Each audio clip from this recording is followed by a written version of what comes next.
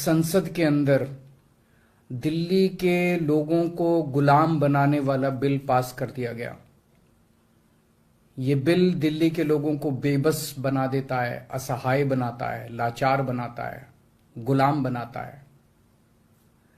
जब हम आजाद नहीं हुए थे 1935 में, अंग्रेजों ने एक कानून बनाया था।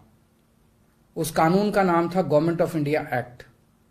उस कानून में अंग्रेजों ने यह लिखा था कि भारत में चुनाव तो होंगे, लेकिन जो सरकार चुनी जाएगी उसको कोई काम करने की पावर नहीं होगी, काम करने की शक्तियां नहीं होंगी।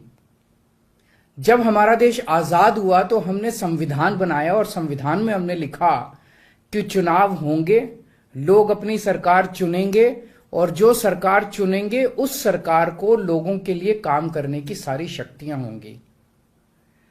आज आजादी के 75 साल के बाद प्रधानमंत्री मोदी जी ने दिल्ली के लोगों की आजादी छीन ली।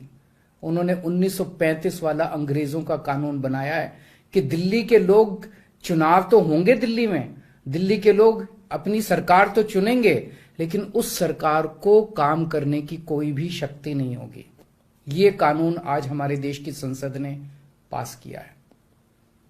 दिल्ली के लोगों की वोट की अब कोई कीमत नहीं बची है। अब सरकार बनाई, उस सरकार की कोई शक्ति नहीं है। सुप्रीम कोर्ट ने एक आदेश दिया था, 11 मई को सुप्रीम कोर्ट ने आदेश दिया था। सुप्रीम कोर्ट ने क्या कहा? सुप्रीम कोर्ट ने कहा भारत एक जनतंत्र है। इस जनतंत्र में हम अपनी सरकार चुनते हैं, जनता अपनी सरकार चुनती है और उस सरकार को जनता के लिए काम करने की पूरी ताकत होनी चाहिए, सुप्रीम कोर्ट ने कहा। प्रधानमंत्री जी ने एक ही हफ्ते के, सुप्रीम कोर्ट का जैसे आदेश आया, एक हफ्ते के बाद उसको सुप्रीम कोर्ट के आदेश को पलट दिया और उसके खिलाफ एक अध्यादेश लेके आए। और आज हमारे देश की संसद ने उस अध्यादेश को इस देश का कानून बना दिया कि अब दिल्ली के लोगों की चुनी हुई सरकार को काम करने की कोई ताकत नहीं होगी। अब इस कानून में लिखा है कि दिल्ली के लोग जो मर्जी सरकार बनाएं, लेकिन उस सरकार को चलाएंगे एलजी साहब और मोदी जी, सीधे सीधे वही लोग चलाएंगे इस सरकार को। तो इससे साफ जाहिर है कि प्रधानमंत्री मोदी जी कह रहे हैं कि मैं सुप्रीम कोर्ट को भी नहीं मानता।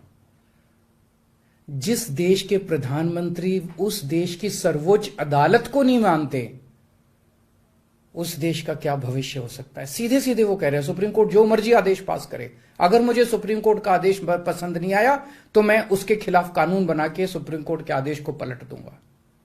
इतना अहंकार हो गया इन लोगों को। इन लोगों ने देखा कि दिल्ली में आम आदमी पार्टी को हराना बहुत मुश्किल है।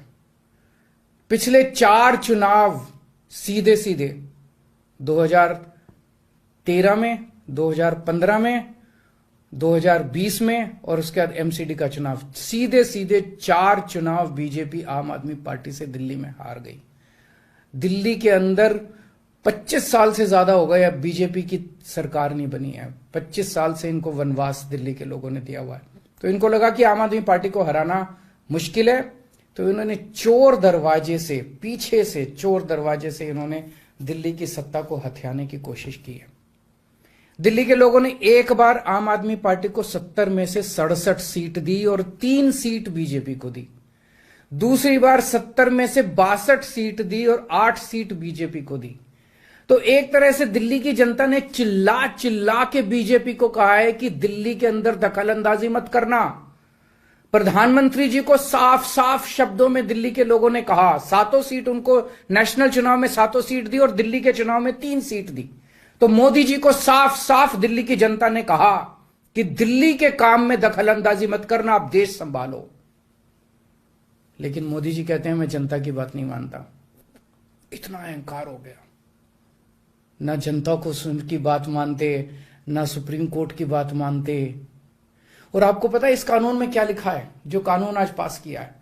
इस कानून में लिखा है कि दिल्ली के ऊपर से नीचे A category, B category, C category, D category, जितने दिल्ली सरकार के कर्मचारी हैं, उन सारे कर्मचारियों को के बारे में सारी पॉलिसी केंद्र सरकार बनाएगी, उनकी ट्रांसफर पॉलिसी, कौन अधिकारी, कौन चपरासी क्या काम करेगा। ये देश के प्रधानमंत्री बैठ के दिल्ली सरकार का कौन सा चपरासी क्या काम करेगा, कौन सा चपरासी फाइल उठाएगा, कौन सा चपरासी चाय पिलाएगा, कौन सा चपरासी खाना, ये काम रहेगा प्रधानमंत्री जी को।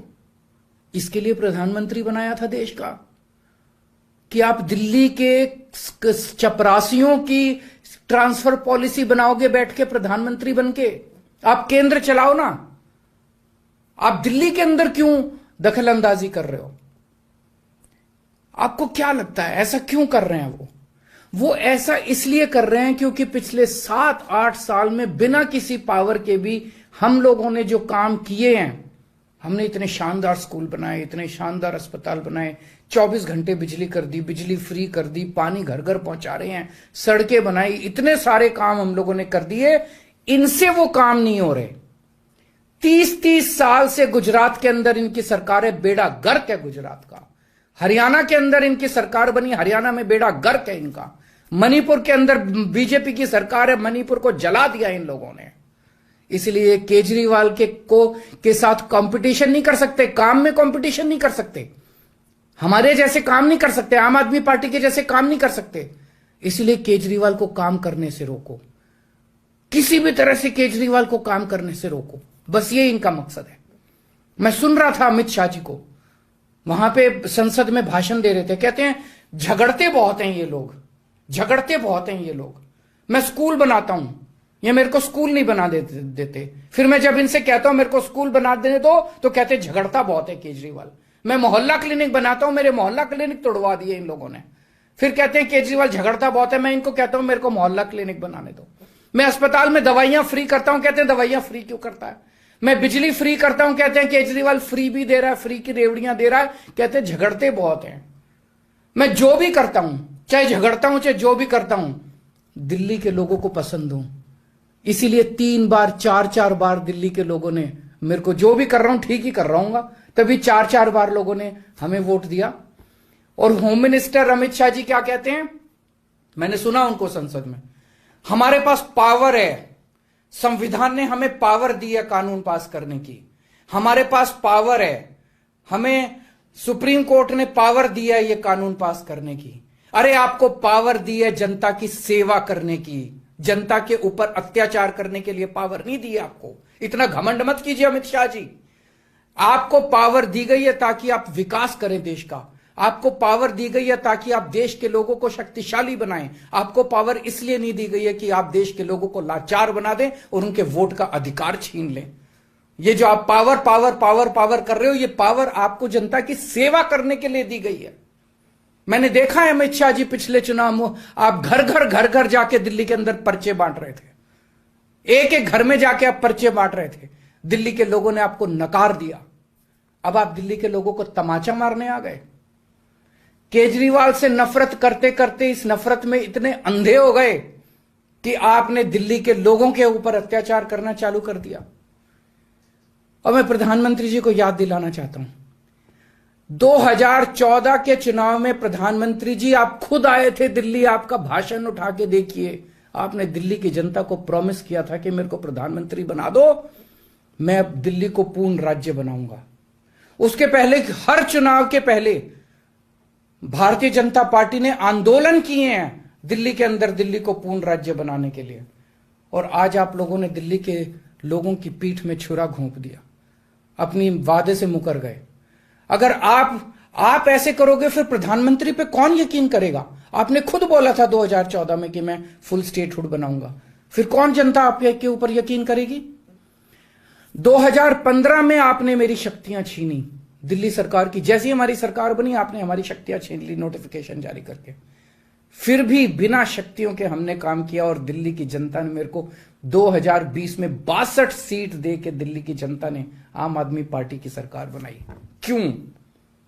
क्योंकि मैं दिल्ली का बेटा हूं और आप दिल्ली के नेता बनना चाहते हो।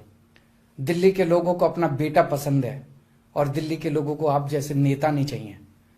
हम दिल्ली वाले दिल्ली से बहुत प्यार करते हैं और हम जानते हैं कि बीजेपी दिल्ली के लोगों से नफरत करती है, दिल्ली वालों से नफरत करती है। इस बार दिल्ली के लोग बीजेपी को एक भी सीट नहीं देंगे, लोकसभा में एक भी सीट नहीं देंगे। इस पूरे संघर्ष के अंदर बहुत सारी पार्टियों ने, बहुत सारे नेताओं ने दिल्ली के लोगों का साथ दिया। उन सब नेताओं को और उन सब पार्टियों को मैं तहे दिल से दिल्ली के 2 करोड़ लोगों की तरफ से शुक्रिया अदा करता हूं, धन्यवाद बोलता हूं।